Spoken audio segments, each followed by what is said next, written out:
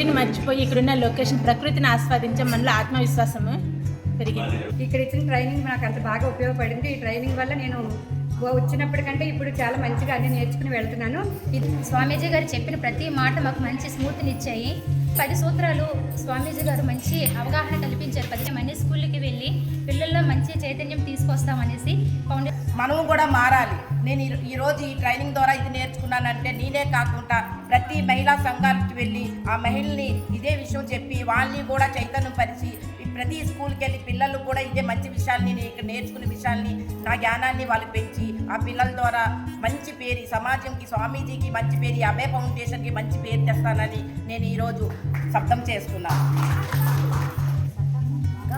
जागना चाहिए हर घर जागना चाहिए गाँव जागना चाहिए हर घर जागना चाहिए लड़कियों को पढ़ना चाहिए नव समाज आना चाहिए అన్ని తెలుసు అనుకున్నాను.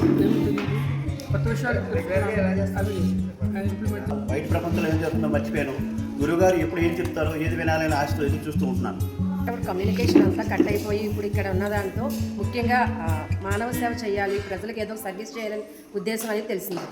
அபய ஃபவுண்டேஷனில் 2 நாள் பயிற்சி கொடுத்துருந்தாங்க. பெண் குழந்தைகளை பாதுகாப்பது எப்படிங்கிற பெண்களினுடைய எதிர்காலம் பற்றி 2 நாள் பயிற்சி குருஜி சாரும் ரமணா சார் லட்சுமி மேடம் பல்லவி மேடம் நான் இந்த பயிற்சி கொடுத்துருந்தாங்க. ரொம்ப சிறப்பாக இருந்தது. ஏற்கனவே நான் இந்த பயிற்சி நிறைய அட்டன் பண்ணியிருந்தாலும் இந்த பயிற்சி குருஜியினுடைய இதில் நிறைய கருத்துக்களை நான் தெரிஞ்சுக்கிட்டேன். குறிப்பாக இதில் நம்ம பேச வேண்டிய விஷயங்கள், அதாவது நாம் சவுண்டாக பேசணும், சத்தமாக சொல்லணும், பெண் குழந்தைகளை பாதுகாப்பதற்கு வாய்ஸ் இருந்தால் தான் மட்டும்தான் பாதுகாக்க முடியுங்கிற விஷயத்தை ரொம்ப தெளிவாக சொன்னார். அதனால் எங்கள் பகுதியில் நான் தொடர்ந்து இந்த பணியை சிறப்பாக எடுத்துகிட்டு போய் பெண் குழந்தைகளை பாதுகாப்போம் என்று நான் தெரிவிச்சுக்கிறேன். ரொம்ப அருமையான இடம். அங்கே இருக்கிற மக்கள் எல்லாரும் அமைதியானவங்க, எந்த இதுவும் இல்லாமல் மக்களுக்கு சேவையாக முழு நேரமாக பண்ணிட்டுருக்காங்க, எந்த வித டென்ஷனும் இல்லாமல்.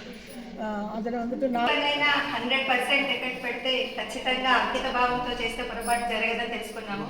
మాకు అన్నీ తెలుసు అనుకున్నాం, ఏం నేర్చుకోవాలి ఏంటి అనుకున్నాం, కానీ ఏమీ తెలియదు అది కూడా రావు అని ఉదయమే అర్థమైంది. పిల్లలకి చెప్పాలి అంటే ముందు మనం నేర్చుకోవాలి. ట్రైనింగ్లో ఏం నేర్చుకున్నాము అంటే గర్వంగా మేము ఇది అని చెప్పేటట్టు.